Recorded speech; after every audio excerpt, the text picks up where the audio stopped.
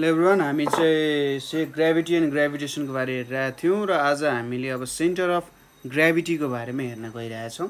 Centre of gravity भनेको के हो, सेन्टर अफ मास भनेको के हो र इक्विलिब्रियमको थोरै कन्सेप्ट्सहरू हामी हेर्छौँ, इक्विलिब्रियम सम्बन्धी रिलेटेड कन्सेप्ट्सहरू र लास्टमा एकचोटि थोरै सेटेलाइट सम्बन्धी के रहेछ भन्ने कुरा पनि हेर्छौँ। अगाडिको भिडियोमा थोरै सेटेलाइटको बारे छुट्याएको थियो, त्यो बारे पनि हामी डिस्कस गर्छौँ। सेन्टर अफ ग्रेभिटीको कुरा गर्छौँ सुरुमा। जस्तै कुनै पनि एउटा अब्जेक्ट छ, त्यो अब्जेक्ट भनेको के हुन्छ, लार्ज नम्बर अफ पार्टिकल्सले बनेको हुन्छ। अब त्यो पार्टिकल्स तपाईले एटम्स भन्नुहोस्, मोलिक्युल्सहरू भन्नुहोस्, कम्पाउन्ड भन्नुहोस्, जे भन्नुहोस्, हैन, के हुन्छ, लार्ज नम्बर अफ पार्टिकल्सले बनेको हुन्छ। त्यो कुरा हामीलाई थाहा छ। र हामीलाई के थाहा छ भने अर्को कुरा, यदि कुनै अब्जेक्टको मास छ भने त्यसलाई ग्रेभिटीले तान्छ भन्ने कुरा पनि हामीलाई थाहा छ। मास हुने बित्तिकै ग्रेभिटीले त्यसमा असर गर्छ। ग्रेभिटीले कसरी असर गर्छ भन्दा, ग्रेभिटीले pulls every particle towards the centre. ग्रेभिटीले अर्थको सेन्टरतिर, अर्थको हामीले केस सोचेर भन्यौँ भने अर्थको सेन्टरतिर के गर्छ, कुनै पनि पार्टिकलले तान्ने काम गर्छ, हैन। अब यो एउटा अब्जेक्ट लिए अरे मैले, एउटा अब्जेक्ट लिए भने यहाँनिर के हुन सक्छ, लार्ज नम्बर अफ पार्टिकल्सहरू हुन सक्छ, हैन। यसरी लार्ज नम्बर अफ पार्टिकल्सहरू मैले लिए। लार्ज नम्बर अफ पार्टिकल्सहरू लिँदा अब यो सबैलाई के तान्छ त, ग्रेभिटीले आफ्नो सेन्टरतिर तान्न खोजिरहेको हुन्छ, हैन। तर यदि सबैको फोर्सेसहरू मैले चेक गर्दै काम गर्न थालेँ भने त एकदम दिमाग खराब हुन्छ। यो कुरा त दिमाग ह्याङ गर्ने कुरा हो नि त। र त्यही भएर साइन्टिस्टहरूले एउटा यस्तो कन्सेप्ट निकाले कि यो सबै लार्ज नम्बर अफ पार्टिकल्सहरूलाई एउटा सर्टेन पोइन्टमा कन्सन्ट्रेट भयो जस्तो सोच्ने।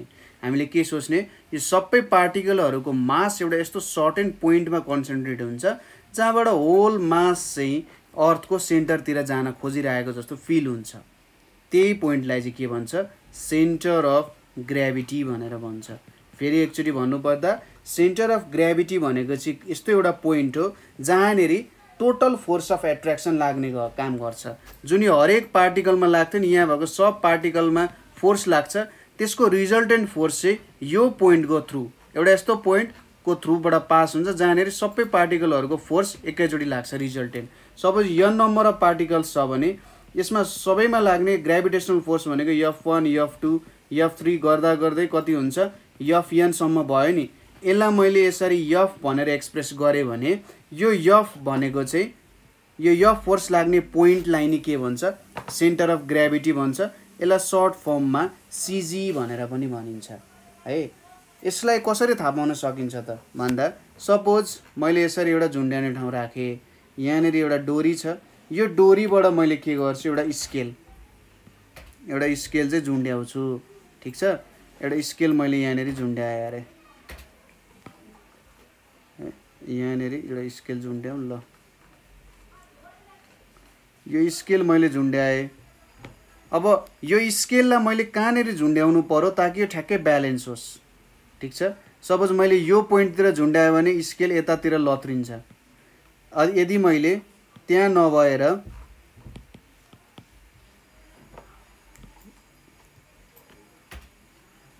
त्यहाँनिर नभएर मैले कतातिर त, सपोज त्यसलाई मैले यसरी झुन्ड्याएँ,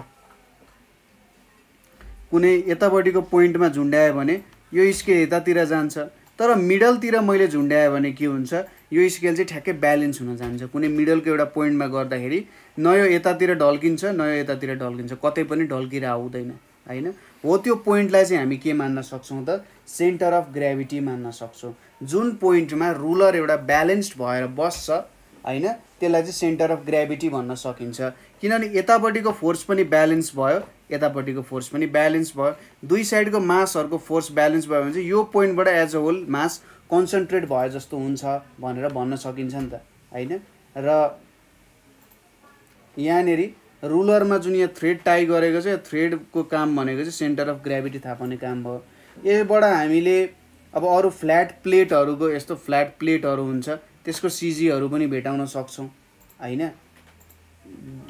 विभिन्न अब इन्टरेक्सनको पोइन्ट्सहरू हुन सक्छन् यहाँनिर यो पोइन्टबाट यसरी तल आइरहेको हुन्छ यो पोइन्टबाट यसरी तल आइरहेको हुन्छ फोर्सेसहरू यताबाट आइरहेको हुन्छ तर यो पोइन्टबाट as a whole resultant force नै के हुन्छ तल जान्छ स्केलको केसमा ठीक छ र धेरैवटा अब्जेक्ट्सहरू छन् त्यसको केही सेन्टर अफ ग्राभिटीहरू हेरौँ सपोज हलो सिलिन्डर छ हामीसँग हलो भनेको भित्र केही पनि नभएको सिलिन्डर छ भने त्यो सिलिन्डरको कर्भ सर्फेस एरियाको सिजी हैन जस्तै यो मैले एउटा सिलिन्डर डेभलप गर्न खोजेँ यहाँनिर अब यसरी मैले सिलिन्डर बनाइरहेको छु यो सिलिन्डर एउटा हलो सिलिन्डर भयो यो हलो सिलिन्डरको सपोज मैले यसरी यहाँनिर एउटा एक्सिस डेभलप गरेँ यो एक्सिसको सेन्टरले चाहिँ के दिन्छ यो हलो सिलिन्डरको सिजी दिने काम गर्छ हलो सिलिन्डरको सिजी भनेको चाहिँ के हुन्छ mid point of cylindrical axis ठीक छ मिड पोइन्ट अफ सिलिन्ड्रिकल एक्सिसले हलो सिलिन्डरको कामको सिजी निकाल्छ त्यसैगरी सोलिड सिलिन्डर भनेपछि अब यहाँ भित्र धेरै कुराहरू फिलअप भएको पनि हुन सक्छ हैन सपोज गरौँ यहाँनिर मैले एउटा यसलाई यो एउटा फिल्ड सिलिन्डरै भयो हैन यहाँनिर मैले केही कुरा फिल गरेर राखेको छु यो एउटा होलो सिलिन्डर भएन एउटा फिल्ड सिलिन्डर भयो है त्यति राम्रो त छैन त्यही पनि ल यो एउटा सोलिड सिलिन्डर भयो यो सोलिड सिलिन्डरको सिजी कतापट्टि हुन्छ त भन्दा यसको पनि मिड पोइन्ट अफ एक्सिस नै हुन जान्छ mid point of axis of cylinder ठीक छ भनेपछि एक्सिस भनेको सपोज यो पोइन्ट यसको एक्सिस भयो भने यसको यो मिड पोइन्ट भनेको चाहिँ के हुन गयो सिजी हुन गयो ठीक छ यसको मिड पोइन्ट भनेको सिजी हुन गयो त्यसपछि थर्डमा आउन जान्छ सपोज एउटा ट्रायङ्गुलर प्लेट छ अरे ट्रायङ्गुलर प्लेट छ अथवा यसलाई अर्को भाषामा ल्यामिना भनेर पनि भन्छ ट्रायङ्गुलर प्लेट र ल्यामिना मैले बनाएँ सपोज यहाँ एउटा छ त्यसपछि यो एउटा भयो त्यसपछि यहाँबाट यता अर्को भयो है यो एउटा ट्रायङ्गुलर प्लेट भयो भने सपोज यसको सिजी भनेको चाहिँ कतातिर हुन्छ त यसको सिजी भनेको चाहिँ यसको सेन्ट्रोइड हुन जान्छ ठीक छ सेन्ट्रोइड भनेको कस्तो पोइन्ट हो सपोज यो x1 y1 z1 भयो यो x2 y2 z2 भयो र यो x3 y3 z3 भयो भने सेन्ट्रोइड भनेको चाहिँ कस्तो हुन्छ त यसको भ्यालु भनेको x1 plus x2 plus x3 divided by 3 comma y1 plus y2 plus y3 divided by 3 comma z1 plus z2 plus z3 divided by 3 नै के हुन्छ त सेन्ट्रोइड हुन जान्छ हैन यो पोइन्टले चाहिँ सिजी इज सेन्ट्रोइड यो कुराहरू तपाईले याद गर्नुभयो भने काम दिन्छ केमा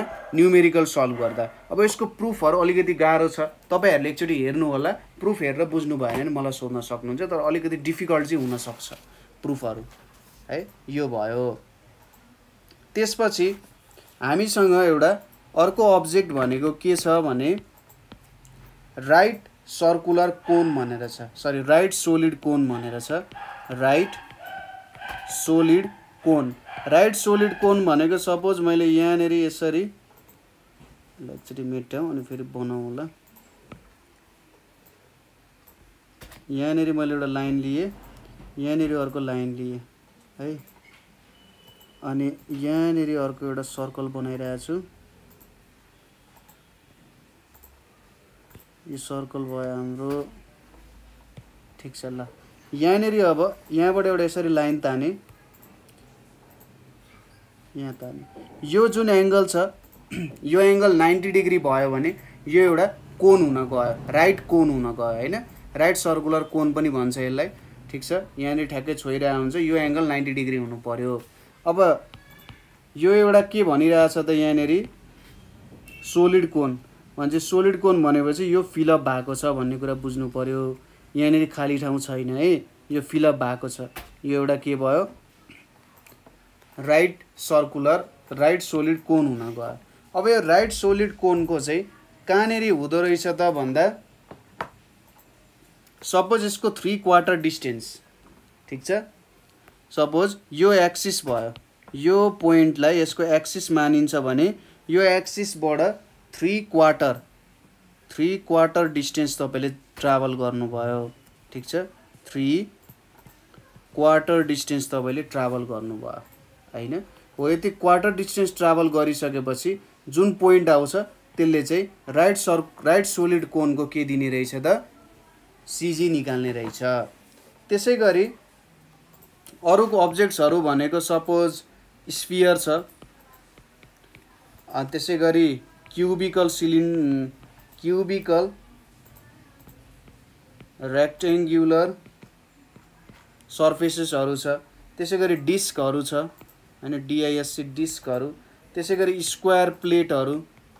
यिनीहरुको चाहिँ के हुन्छ जियोमेट्रिकल सेन्टर हैन, जियोमेट्रिकल सेन्टर जहाँनेरि छ त्यही नेरि चाहिँ यिनीहरुको सीजी हुने काम गर्छ, ठीक छ।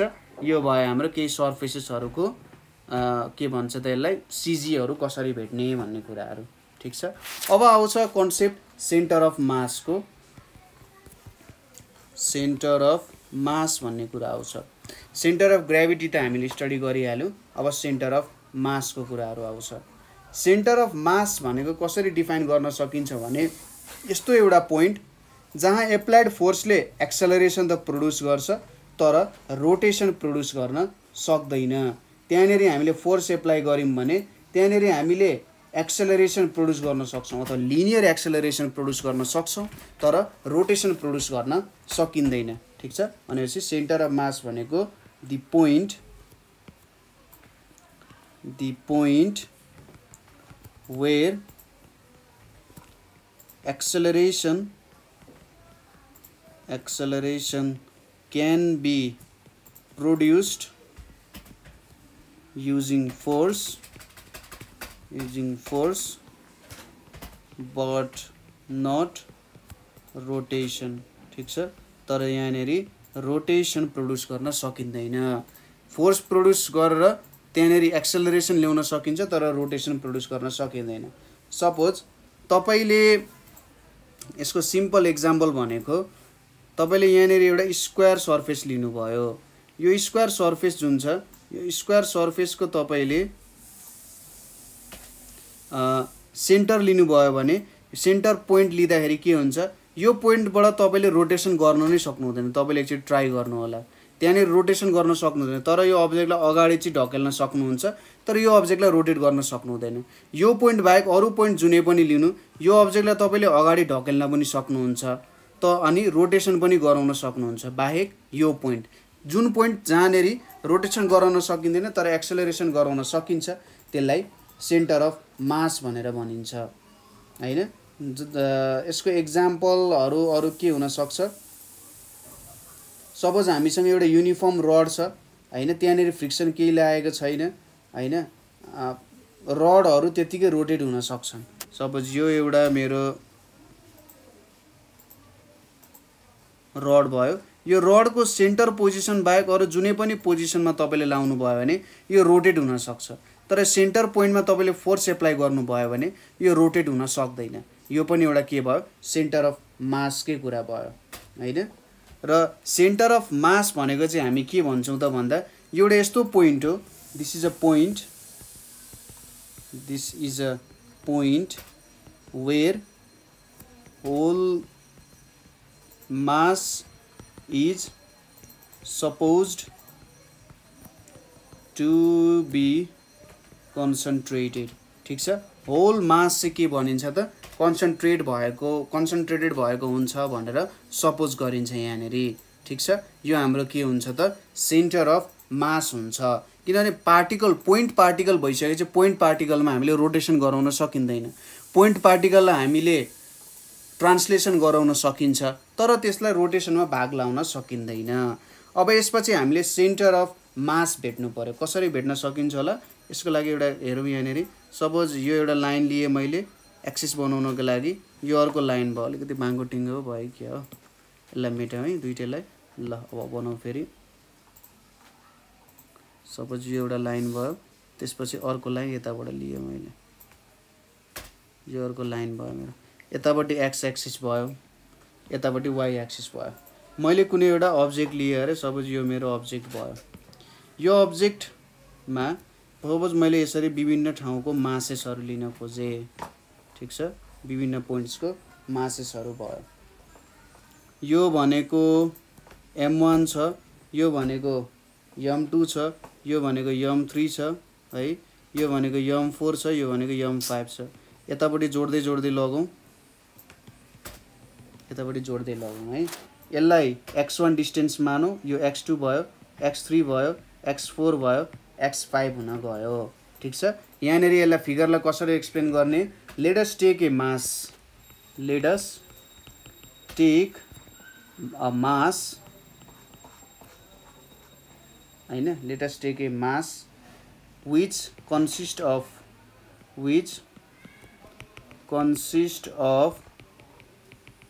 point masses m1 m2 m3 m4 m5 हुँदै कहाँसम्म mn सम्म। if x1 x2 x3 हुँदै xn be their respective x coordinates, ठिक छ, तिनीहरूको रेस्पेक्टिभ x कोअर्डिनेट्सहरू भयो हैन, एन्ड y1 y2 y3 हुँदै yn के भयो त, be their respective y coordinates, ठिक छ, तिनीहरूको रेस्पेक्टिभ y कोअर्डिनेट्सहरू भयो रे यिनीहरू। अब यहाँनिर हामीले सेन्टर अफ मास कसरी भेट्छौँ भन्दा, एक्स सिएमलाई सेन्टर अफ मास भनियो भने एक्स सिएमको भ्यालु भनेको चाहिँ के हुन जान्छ, m1 x1 plus m2 x2 plus m3 x3 हुँदै हुँदै plus mn xn divided by m1 plus m2 plus m3 हुँदै mn सम्म। अथवा यसलाई कसरी लेख्न सकिन्छ, summation mx divided by summation m भनेर लेख्न सकिन्छ। त्यसै गरी ycm अथवा y को सेन्टर अफ मास y पनि भेट्नु पर्यो, m1 y1 plus m2 y2 plus m3 y3 हुँदै mn yn डिभाइडेड बाई यहाँनिर m1 plus m2 plus m3 हुँदै हुँदै mn बन्छ। यो भनेको summation my divided by summation m हुन जान्छ हैन। सो सेन्टर अफ मास भनेको हाम्रो xcm ycm is equals to यहाँनिर summation mx by summation m divided by summation my by summation m हुने भयो यो भ्यालु हैन। यो हाम्रो सेन्टर अफ मासेसहरूको भ्यालुज हुने भयो। सायद कुनै यहाँको एउटा पोइन्टमा होला यो हाम्रो सेन्टर अफ मास हुन सक्छ हैन। तर यो फर्मुला युज गर्नुभयो भने तपाईले एक्ज्याक्टली सेन्टर अफ मासेसहरूको भ्यालु भेट्न सक्नुहुन्छ, ठिक छ। यो भयो कुरा। यदि there are two masses m1 and m2 separated by their certain distance हैन, कुनै एउटा सर्टेन डिस्टेन्समा छ भने त्यति बेला सायद डिस्टेन्स फर्मुला युज गरेर हामीले भेट्न सक्छौँ हैन। सजिलै छ कुरा, त्यस्तो केही पनि गाह्रो हुँदैन। त्यसपछि आउँछ टाइप्स अफ इक्विलिब्रियमको कुराहरू। टाइप्स अफ इक्विलिब्रियम, ठिक छ। टाइप्स अफ इक्विलिब्रियम, इक्विलिब्रियम भनेको के हो त, आफ्नो एउटा सर्टेन स्टेबल स्थितिमा रहनु।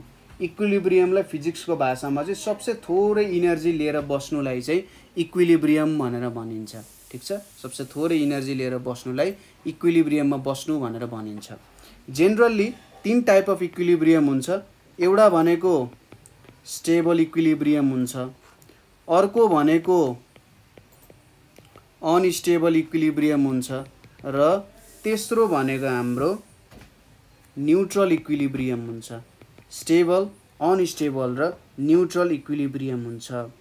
स्टेबल इक्विलिब्रियम भनेको they try to regain their original position, they try to regain their original position, त्यसलाई चाहिँ स्टेबल इक्विलिब्रियम भन्छ। अनस्टेबल इक्विलिब्रियम भनेको चाहिँ के हो त, अनस्टेबल इक्विलिब्रियम भनेको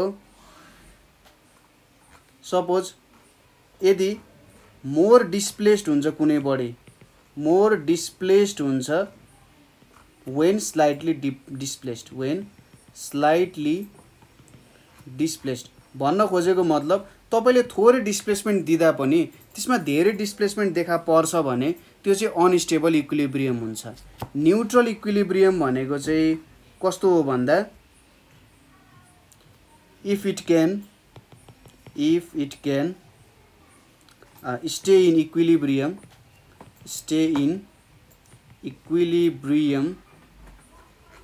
even after being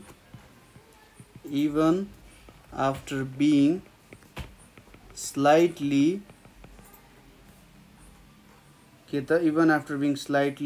displaced or released, त्यस्तोलाई चाहिँ न्यूट्रल भन्छ हैन। थोरै डिस्प्लेसमेन्टहरु ल्याउँदा नि खासै फरक पर्दैन। जस्तै स्टेबल इक्विलिब्रियमको एक्जाम्पल भनेको सपोज एउटा कोन चाहिँ के भइरहेछ, एउटा सरफेस माथि बसिरहेको छ भने त्यसमा के छ त स्टेबल इक्विलिब्रियम छ हैन, आफ्नो बेसमा बसिरहेछ नि स्टेबल इक्विलिब्रियम छ, त्यो भयो। त्यसैगरी एउटा क्यूब पनि बसिरहेको छ, क्यूब पनि आफ्नो एउटा सरफेसमा बसिरहेको छ भने त्यतिकै त्यो एउटा स्टेबल इक्विलिब्रियम भयो हैन, ओरिजिनल पोजिसन रिगेन गर्न खोज्छ। अनस्टेबल इक्विलिब्रियम भनेको सपोज यो यसलाई हामीले यसरी उल्टो राख्यौं, सरफेस चाहिँ उल्टो राख्यौं भने यसलाई मैले थोरै डिस्प्लेस गर्दै पनि आफ्नो ओरिजिनल पोजिसनले रिगेन गर्न सक्दैन नि हैन, हो त्यो कुरा हो। तर मैले यो सरफेसलाई अलिकति यसरी यता ठोकिदिए भने यो थोरै यतापट्टि डिस्प्लेस हुन्छ, हल्का यसो टिल्पिल हुन्छ, तर आफ्नै ओरिजिनल पोजिसनमा आउँछ नि। फेरि थोरै डिस्प्लेसमेन्ट गर्नु, धेरै नै गर्नु भयो भने त यो अनस्टेबल भइहाल्यो, झरिहाल्छ। तर थोरै गर्नुभयो भने के हुन्छ, अलिकति टिल्पिल यताउति हल्लिन्छ तर फेरि आफ्नो ओरिजिनल पोजिसन रिगेन गर्न सक्छ। तर यो जुन उल्टो राखेको कोन छ, यो कोनलाई मैले थोरै पनि डिस्प्लेसमेन्ट गरे भने के हुन्छ त, अथवा रिलिज गरे छोडिदिए भने यो चाहिँ अनस्टेबल हुन्छ र फेरि आफ्नो ओरिजिनल पोजिसन रिगेन गर्न सक्दैन। त्यो भनेको अनस्टेबल इक्विलिब्रियम भयो। ठीक छ। ग्लासको एक्जाम्पल लिनु न, ग्लासलाई तपाईले थोरै हान्दाखेरि यता ढल्किन खोज्छ तर आफ्नै ओरिजिनल पोजिसन रिगेन गर्छ, तर धेरै नै फोर्स दिनुभयो भने ढल्छ नि, ढलेर त्यसले आफ्नो ओरिजिनल पोजिसन रिगेन गर्न सक्दैन। यो टपको पनि त्यस्तै कुरा भयो।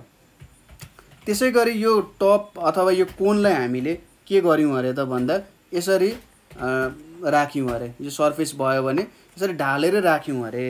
ढालेर राख्दाखेरि के हुन्छ त यो बेलामा, अब यो बेलामा चाहिँ अलिकति राम्रो देखिएन होला है, यहाँनेरि हामीले यो कोन भयो हाम्रो, यो कोनलाई यसरी यो सरफेस छ, यो सरफेसमा मैले यसरी ढालेर राखे अरे। यसरी मैले ढालेर राखे भने के देखिन्छ त, यसलाई मैले जति चलाए पनि के हुन्छ, यो आफ्नै स्थितिमा रहिरहन्छ।